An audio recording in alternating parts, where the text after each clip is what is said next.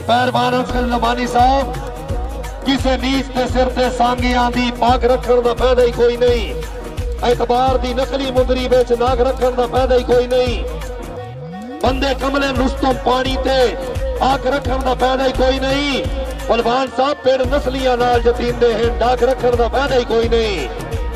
वाह आदे ने कि जिन्ना रूहां नूं हिरसदा रोग लगे बंदे दौलतां नालों रजदे नहीं, झूठ बोलना कम मुनाफिकां दा साथ सच दे उन्हां तों वजदे नहीं, पवे लोड़ते जान दी लाणबाजी और राड़ कदे मैदान चों भजदे नहीं, ते उन्हां बंदरां वांग फकीर हुंदे जेड़े वसदे ने कदे गजदे नहीं।